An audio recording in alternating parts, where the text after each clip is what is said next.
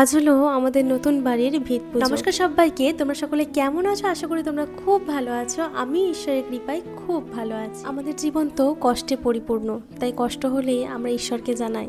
তবে জীবনে ঘটে যাওয়া সমস্ত কষ্টের মধ্যে অন্যতম কষ্ট কি জানো?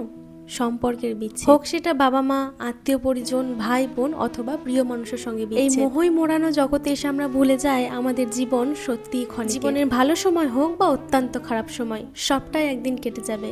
তবে মনে থেকে যাবে মানুষের করা ব্যবহারগুলো, তাদের উপকারগুলো। তবে উপকার মনে রাখার দিন এখন প্রায় শেষ।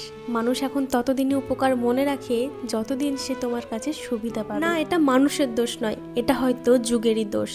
কারণ অপর মানুষটার জন্য অনেক কিছু করার পরেও সেই মানুষটা যখন আমাদের সঙ্গে স্বার্থপরতা করে, আমরাও জেদের বসে ঘুরিয়ে স্বার্থপর হয়ে। এটা হচ্ছে আমার দাদুর বাড়ি, অর্থাৎ মামার বাড়ির গ্রাম। আর এই হচ্ছে আমাদের নতুন জায়গা, আর এখানেই হচ্ছে আজকে ভিত পুজো। ওম ভবতু তোমার আশীর্বাদ কিংবা পুণ্যাতে প্রভু। ওম বিষ্ণু ওম বিষ্ণু ওম বিষ্ণু। মা আমার নতুন গৃহ আরম্ভ শুভ কার্য।